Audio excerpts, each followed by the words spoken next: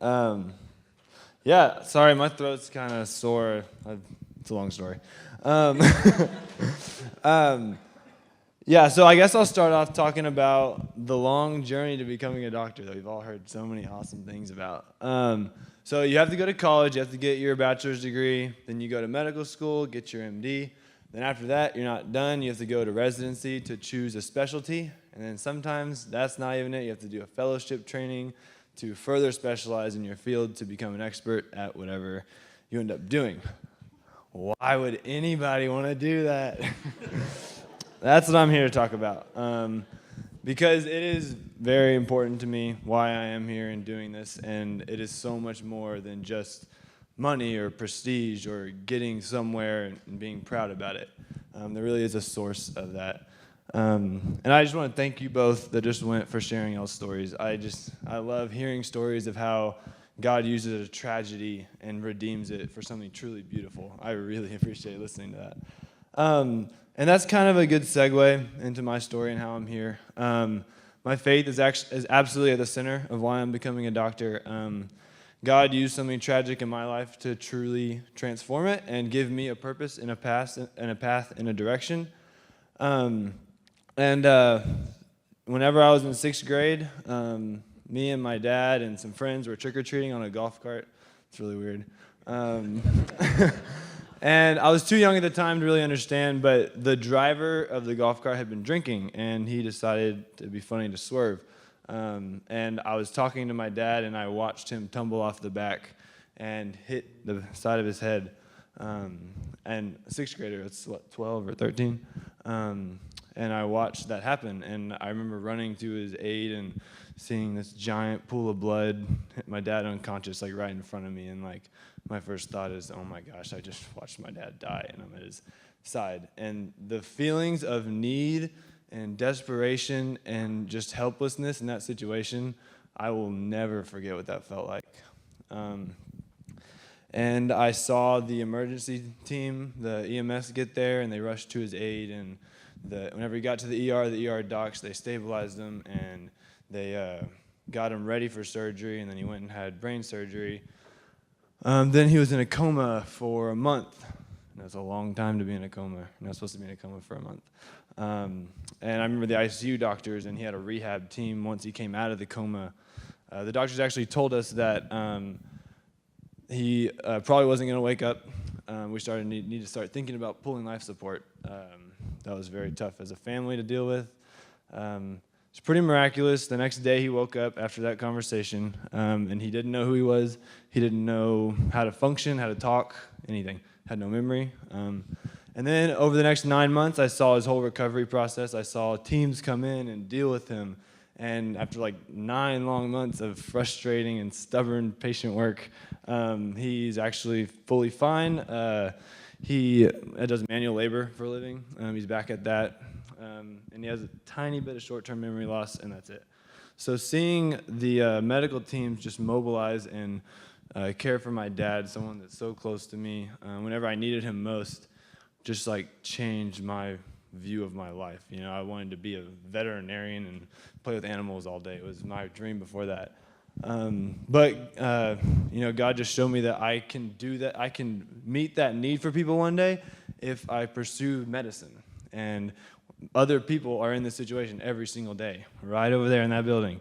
And everyone here will be a part of that one day. And that's truly inspiring to think about. So, like, who are we to be able to do that for people whenever they're in those times of helpless need? And I'm just super excited to be a part of it. I actually am choosing to share with y'all the whole story because last Friday, like 6 days ago, my dad had a heart attack, the same one.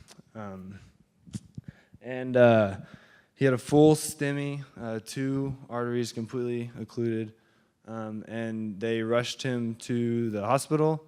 And he had stents put in a surgery within like 20 minutes of getting to the hospital. And he's fine. So my dad defies the odds every time. But it's still close to my heart, and I remember that feeling again on Friday. Like, I could not do anything. I wasn't even in the same city as my dad. And health professionals, they got him better, and we needed them so much.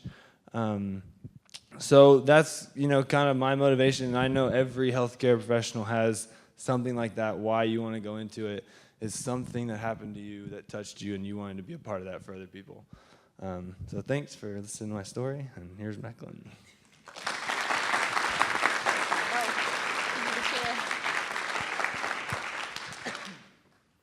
Hello. This is an interesting setup. I now see why everyone was walking. My name is Macklin Reagan. I'm a second year, almost third year medical student, maybe, after I finish boards. So for me, growing up, my younger brother, James, was about 21 months younger than I am. And we did everything together. You're about the same age, you go to the same schools, you play all the same sports, all kinds of random things that siblings do together when you're that close in age. And I can remember being about 5 years old, holding his hand. My parents have all these cute pictures around the house, You walking your little brother into school, right? You'd walk into his classroom, and anytime he would get sad or something, his teachers would come and get me out of class so I could sit with him and cheer him up. And it was funny to us because 15 years later, not much had changed. We ended up going to the same college. And there we were together again. I was helping move him into his dorm and showing him the ropes around campus. So just after James's 13th birthday, he was diagnosed with a form of bone cancer called osteosarcoma. It's a deadly form of pediatric cancer that, after about 7.5 years of treatment, took his life. And James and our family, we were very lucky, with 5-year survival rates of metastatic osteosarcoma being less than 10%. James got 7.5 years. And lucky is not a word you use when you talk about cancer, but we do because we feel very fortunate to have had all the time that we did. James had a remarkable team of doctors, surgeons, nurses, physician's assistants, occupational therapist, physical therapist, even a special dentist who worked tirelessly day in and day out to extend his life and to provide him with the greatest quality of life possible. So during all of that time, I learned a lot about pediatric cancer, and I think after watching so many children, just like James and his friends, our friends, die, I couldn't really imagine doing anything outside the realm of pediatric oncology. It's an area that lags far behind in treatment and cure rates simply because there aren't enough kids diagnosed with cancer for pharmaceutical companies to see putting research dollars into new treatments as profitable. So that's why I'm here. I hope to make a positive impact in pediatric cancer care. UTHSCSA was a great option for me. It's close to home. I'm from Corpus Christi. And UTHSCSA is also home to the Greehey Children's Cancer Research Institute. And their focus is on the genomic causes of pediatric cancers. The idea being that if you can find, sorry, I know you guys are back here. The idea is that if you can find the cause behind these pediatric cancers, you can develop better treatments. So you can ideally cure these kids, and they can go on to live full lives. As far as medical school goes, Tanner gave you a really brief synopsis of kind of what the road looks like for us. I'm going to talk a little bit more about medical school in general. So I'm sure you feel the same way. Medical school was nothing like I could have imagined it. As a matter of fact, I'm sure most of you feel the same way about your various schools. Our first 2 years, we do mostly basic science. We do all basic sciences. It's all classroom learning. We get some clinical experience, but that really comes later. The level of detail, of intensity, was beyond anything I could have imagined. And so that's our first 2 years. Between the second year and the third year, we study to take the first part, and by far the most important part, of our licensing exam. It's called Step 1. Tanner looks fabulous and relaxed because he took his already. Oh yeah, no, seriously. And then after STEP, things get really exciting. We start our third year, and that's really where our clinical learning begins. We get some exposure, like I said, in our first and second year, but it's nothing like third year. That's where we really get to treat our own. We don't have our own patients. There's a lot of a lot of oversight there for good reason. But it's very exciting. And then we also, around that time, decide what kind of doctors we want to be, what we might want to go to residency in, or fellowships, et cetera. And then we go on to fourth year, where we're actually applying to residency. You're finishing up your graduation requirements. You take the second part of that licensing exam. You go on away rotations, residency interviews. If you want to, even, you can do an extra rotation, say, in some field of medicine that you're not particularly interested in, as in practicing your entire life, but you find it really cool. So that's also an interesting opportunity. I think for me, before I got to UTHSCA, I couldn't comprehend the idea of learning enough in a classroom setting to be able to do the kind of work that I saw doctors and healthcare professionals do for my brother.